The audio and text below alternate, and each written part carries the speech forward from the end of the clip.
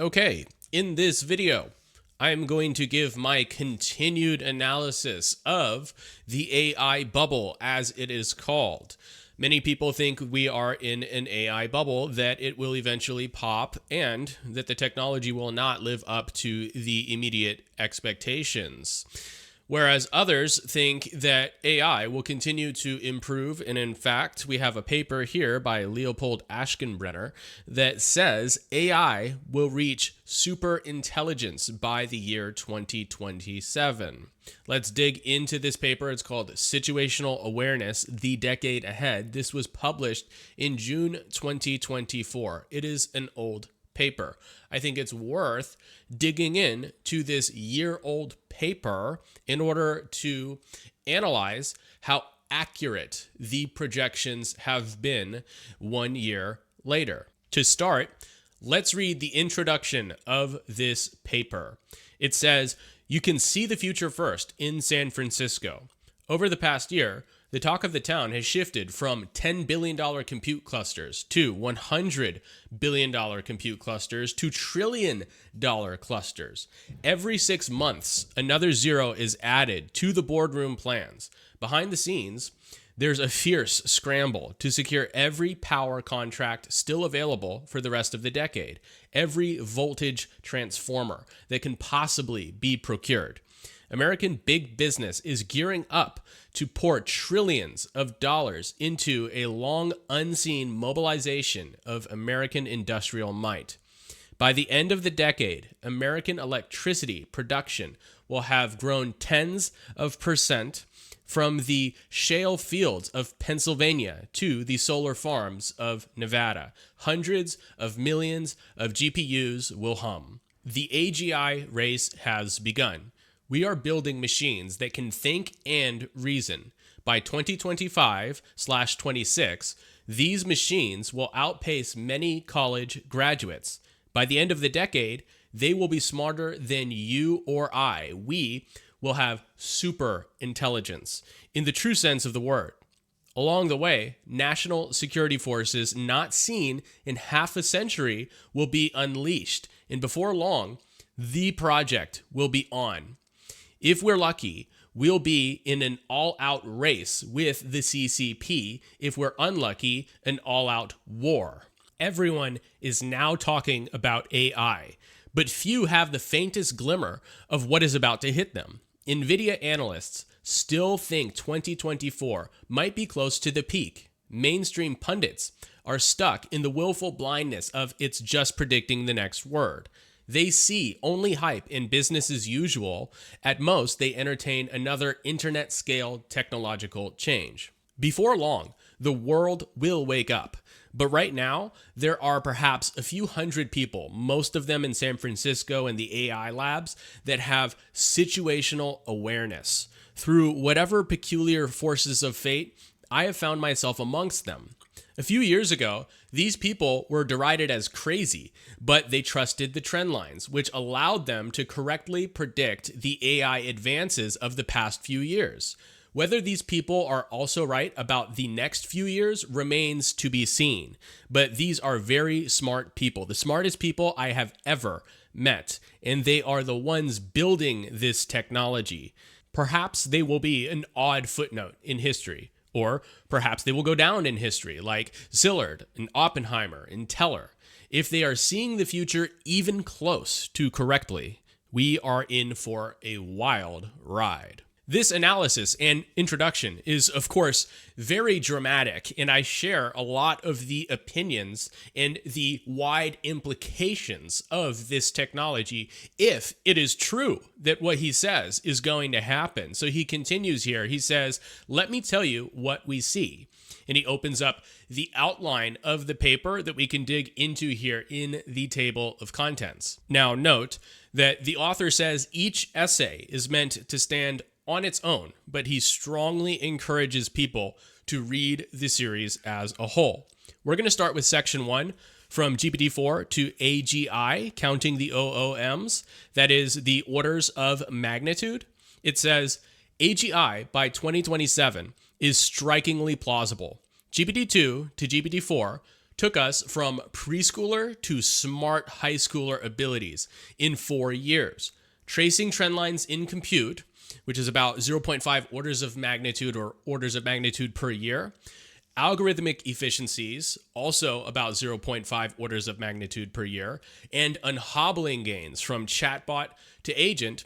We should expect another preschooler to high schooler size qualitative jump by 2027. Now, let me toss my hat in the ring just right here off the rip.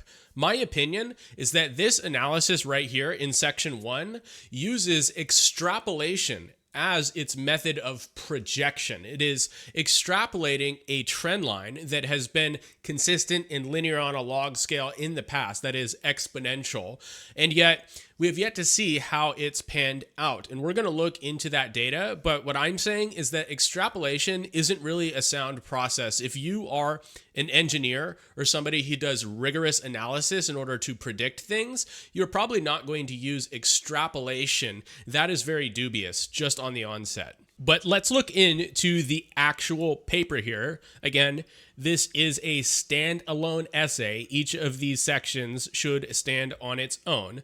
This section, I believe, is the most important for our intended purposes in this video. So let's dive into it in depth here. In order to not drag this on, I wanted to show you this image in the paper, which I believe best captures his argument about why the leap from GPT-2 to GPT-4 will mean that there will be a continuation that will lead to AGI by the year 2027 and superintelligence by the end of the decade. Here, in this image, he quantifies the leaps in orders of magnitude for 3 different variables. First, showing the leaps made from GPT-2 in 2019 to GPT-4 in 2024, and then making the argument that there will be maybe slightly different leaps in orders of magnitude for those 3 variables from 2023 to 2027, but nevertheless, he's making a projection, an extrapolation, and he's arguing that these trends will continue. That is the basic argument. Now, we can dig into his logic and reasoning and the data points that supply these quantities of orders of magnitude of increase for these 3 different variables: compute, algorithmic efficiency, and un-hobbling. And we can dig into, say, why un-hobbling seems to be a mystery when it comes to quantifying the leaps in orders of magnitude. But what I think is most practical for the purposes of this video, given that it's a year later and we have more data, we should just compare this projection and see if it's on track, first and foremost. So the cool thing about it being 1 year later is we already have papers written. This one is called Situational Awareness, a 1-year retrospective by Nathan Delisle. And we will read the conclusion here because that is what I believe is the most relevant. It says, 1 year in, data broadly supports Aschenbrenner's key claims. Raw compute is uneven, efficiency-focused models fall short while XAI's Grok 3 surpasses expectations, but the predicted overall trend holds when accounting for algorithmic and post-training improvements. Infrastructure metrics such as capital investment, accelerator shipments, wafer share, packaging capacity, and committed power meet or slightly exceed forecasts, though single cluster scale lags due to interconnect and siting issues. Revenue growth remains the weakest metric, hitting the early 2025 milestone, but needing significant acceleration to reach the late 2025 targets. Overall, Aschenbrenner's timeline is plausible if current power, memory, and cooling constraints ease and large-scale corporate investments continue. However, considerable uncertainty remains, and infrastructure growth alone does not guarantee proportional frontier model capabilities, a question outside the scope of this audit. Ultimately, what I get from this when I look into the data and the conclusions is that the projection is live, it is still plausible, but I would say that the probability has been adjusted very ever so slightly downward. It is slightly less probable, but I still think that this projection that he made in 2024 is still plausible, and that it may be true that we can still reach AGI by the year 2027, according to his projection, and then maybe, possibly, artificial superintelligence by the end of the decade. And I think there are still different questions. I believe this conclusion also stated the question very succinctly. It said, considerable uncertainty remains, and infrastructure growth alone does not guarantee all of these different things. You still need to have the willingness to basically burn the grid. You need to have this massive investment into the AI space where the CapEx goes up, and you need to have people continuing to be basically bullish, which I think also, in the context of the greater markets, is still plausible, given that the Federal Reserve in the United States has been lowering rates, and it appears that the president himself is bullish, that he signals to people that the stock market will continue to go up. Obviously, it's in his best interests, but I believe that that aligns with both the data and the macroeconomic tailwind that is coming within the few years to come. Now, this is basically to say that the quantitative argument says that the projection is on. However, there are different arguments, the qualitative arguments, and we can get into those. I believe those are the arguments that don't rely on data, but rely on the qualities of these different aspects of AI, such as the compute and this and that, and trying to think reasonably within the qualitative aspects. Now, I myself have a little bit of experience with the qualitative arguments against artificial intelligence, because I lived it in different scenarios. And I alluded to one of these arguments previously in the video when I was saying that it's dubious to extrapolate exponential growth.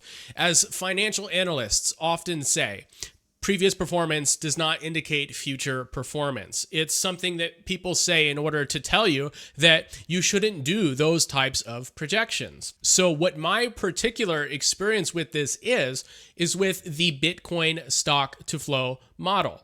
This is a model based on the supply dynamics of Bitcoin. If you put Bitcoin on a logarithmic scale, that makes it into this different chart that is organized in a different fashion. On a log scale, it stretches out the chart so that different orders of magnitude can be seen. And if something is linear on a log scale, that means it is exponential. But in the case of Bitcoin, it appears that the price over time has diverged from the original expected narrative that there would be exponential growth. Bitcoin was supposed to reach hundreds of thousands of dollars last cycle. This cycle, it was supposed to reach anywhere up to $1 million in order to follow this original extrapolation from the stock to flow model, which was basically an analysis of the supply side dynamics. That is, specifically in the case of Bitcoin, the disinflationary pattern that happens every 4 years, dictated by the algorithm of the network itself. It cuts in half the amount of rewards in Bitcoin that are paid to people to secure the network. That means that every 4 years, there is a disinflation, and that means a supply crunch, more scarcity. Half the amount of Bitcoin is being introduced to the circulating supply every 4 years, and that gets lower and lower. Think of it like a subsidy for the network security. That dynamic originally thought to underlie the exponential growth because it's being cut in half. So you keep cutting it in half, and the price, according to the stock to flow model, was supposed to 10x, do an order of magnitude in gains every single 4-year cycle. That did not happen. The reason that did not happen is because the stock to flow model is about only the supply side. only the supply side. It says nothing about the demand, which is actually what dictates the Bitcoin price over time. You have supply and demand. Now, you might ask, how does this relate to the projection for AI?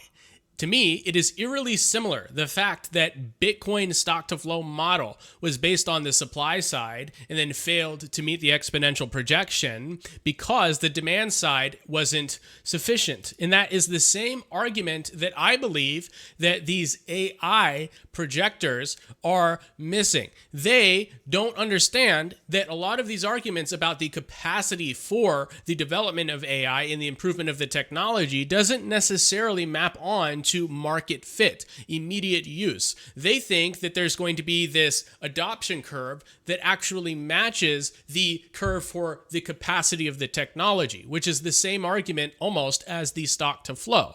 It's no different in my opinion, because they are not taking into account the fact that they need people to actually use these things for it to be a big transformative technology. No matter how the capacity grows, we need to actually use it. That's the problem with Bitcoin. That could be the problem with AI. Maybe AI has a wider, broader, more suitable market fit for things that actually are needed today compared to Bitcoin, whereas Bitcoin maybe is just in case the monetary system blows up, which it's not right now. You could say it is. Some people don't know. Whereas you might say that, oh, it's a little bit more obvious that I would need an AI assistant, an agent to help me with this, that would increase my efficiency. So there's a higher likelihood for market fit for AI. Maybe. But these are qualitative arguments that I believe apply to AI specifically. And it's one of the strongest counterpoints to me, the fact that we still need to actually do something with this. We could build it.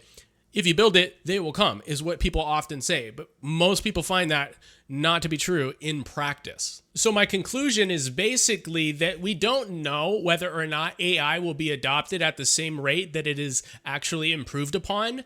And we also don't know if it can continue to be improved upon. There are also different qualitative arguments against the fact that these metrics, these three different variables, compute, algorithmic efficiency, and un-hobbling, particularly with un-hobbling, can actually progress at the rate that this current projection says it will.